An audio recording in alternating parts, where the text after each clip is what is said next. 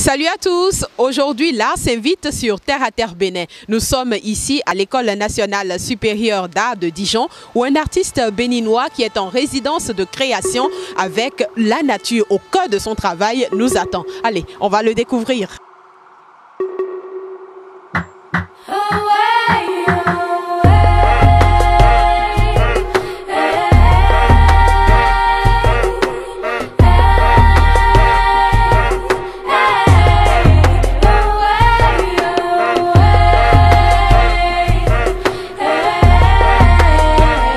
Bonjour Doto, merci d'être l'invité de Terre à Terre Bénin aujourd'hui.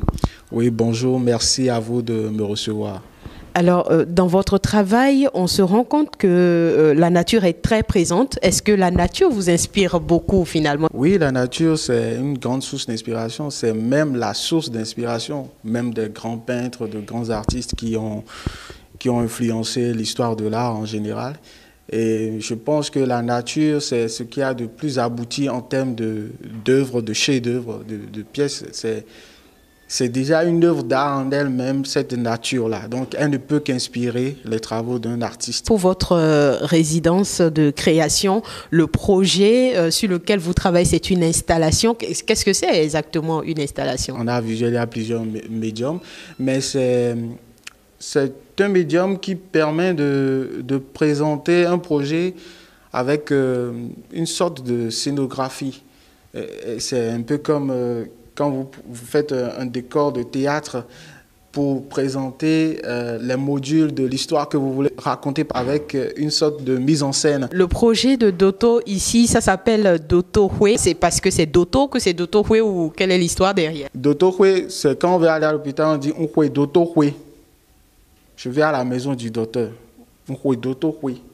Donc, la maison du docteur, ça fait moins austère, c'est plus intimiste. Parce que la relation entre un tradithérapeute et son patient, c'est une relation un peu intimiste.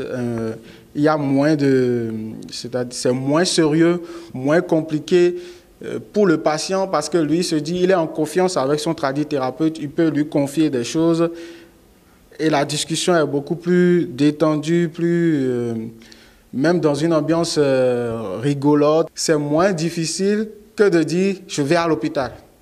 Doto Hue. Et Doto, c'est l'appellation populaire de docteur en fond.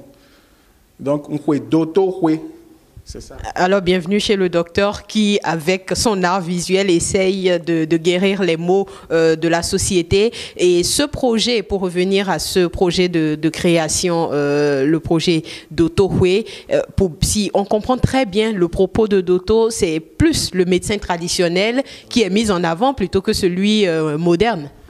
Oui, parce que en fait, mon travail s'inspire de la médecine en général. Le but, c'est de guérir les maux de l'humanité à travers ma pratique visuelle. On connaît la médecine asiatique avec ses pratiques.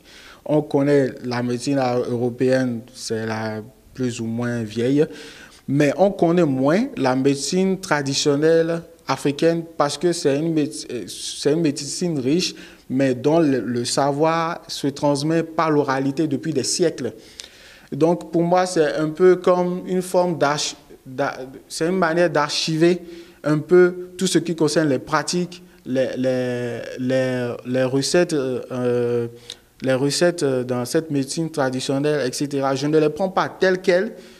Je fais une sorte de métaphore. Je m'en inspire et je retransmets ça dans mon univers et ça donne autre chose. J'ai voulu illustrer un tapis traditionnel sur lequel le tradithérapeute reçoit son patient, les écorces d'arbres.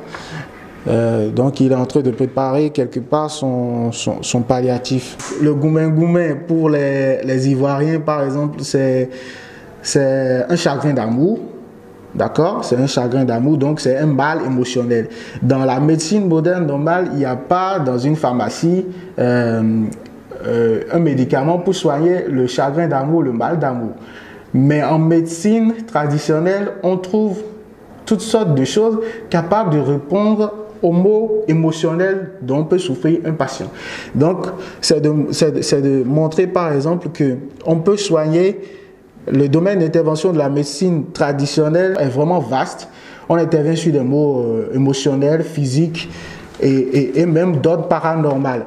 Donc ça, par exemple, c'est Vancan, je l'ai inventé, je l'ai créé, Vancan 2.0 contre la faiblesse sexuelle. Donc, c'est vrai qu'il y a les Viagra dans les pharmacies, mais les hommes qui vont vers un médecin traditionnel se sentent moins complexés de dire « Oh, j'ai un petit pépin au niveau de mon érection » ou autre chose. Et ici, j'ai mis Agnagnan antipaludique. Donc, c'est vraiment, cette plante existe et elle soigne vraiment le palu Agnagnan. Et au mur, nous avons des phrases qui illustrent toutes sortes de conversations que l'on peut avoir dans une salle de consultation d'un docteur traditionnel que l'on n'aurait pas dans une salle de consultation de docteur moderne. Par exemple, il est en train de faire une prière ou il est en train de chasser une maladie par tous les moyens. Il dit « Djadé, Djadé ». Djadé en Yoruba, ça veut dire « sort ». Donc les maladies en médecine traditionnelle sont souvent liées à un esprit. Une maladie, c'est considéré comme un mauvais esprit qu'il faut chasser. Donc quand il dit Djadé, Djadé, il est en train de faire cette prière comme un peu une sorte d'exorcisme, c'est pour chasser la maladie, alors que les maladies ne sont pas considérées par exemple comme des mauvais esprits en médecine moderne. Donc on a des choses comme Djadé, Djadé et délivrance. Délivrance, ça c'est en créole. Voilà le mandarin. Pourquoi j'ai voulu mettre un peu de créole et de mandarin? C'est parce que le médecin traditionnel aussi reçoit des patients étrangers.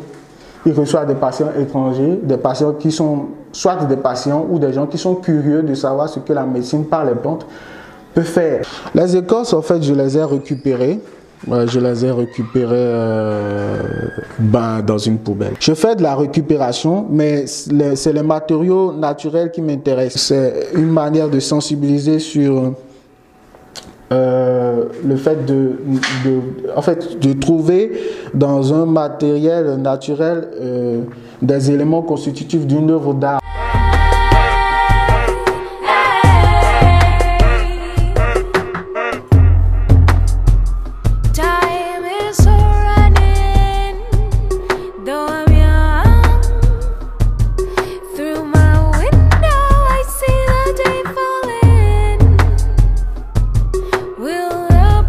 Dans ce processus de guérison avec le projet d'Otohwe, il y a un autre élément de la nature qui s'invite également dans cette grande inspiration, et bien c'est l'eau.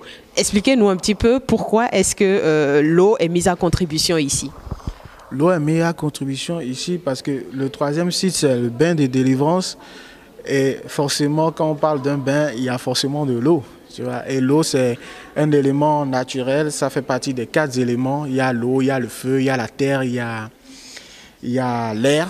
Donc, ça fait partie des éléments naturels. Et en médecine traditionnelle, ça signifie beaucoup de choses parce que ça a rapport aussi avec le paranormal un peu et tout ça. Et le bain de délivrance, comme je l'ai dit un peu plus tôt, les maladies sont parfois considérées comme des mauvais esprits dont il faut se débarrasser en médecine traditionnelle.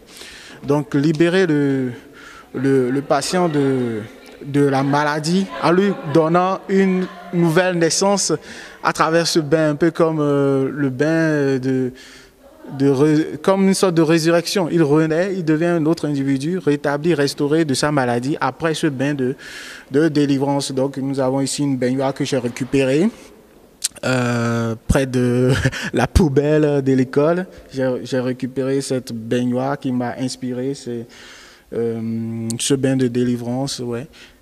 Ainsi que j'ai fabriqué une chaise avec, c'était un chariot, c'était la base d'un chariot, et une chaise, c'était une chaise perdue, donc j'ai reconstitué un peu comme un brancard pour représenter un peu le patient en fait.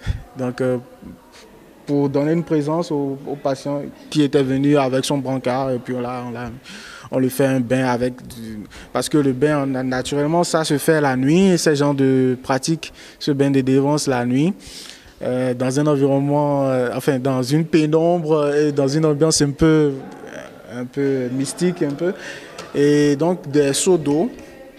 Des seaux d'eau, on se lave naturellement avec des seaux d'eau, quoi. Donc près de la rivière quelque part, laisser les gens imaginer un peu qu'on est en forêt peut-être. avec ces feuilles mortes, c'est de rappeler un peu peut-être qu'on est en forêt ou je sais pas.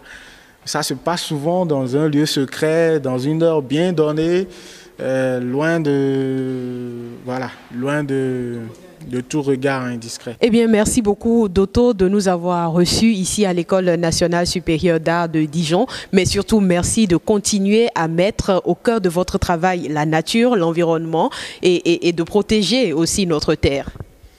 C'est moi qui vous remercie de me recevoir et de montrer que la nature est une grande source d'inspiration, qu'elle ne cesse de nous inspirer et de sensibiliser d'une manière implicite, si je peux dire, les gens sur la protection de la nature et l'importance de cette nature sans laquelle nous ne pouvons pas vivre sur cette terre. Oui, merci. Vous avez aimé cette vidéo? Partagez-la. Aimez notre terre et par-dessus tout, protégez notre environnement. Merci de nous avoir suivis. Au revoir.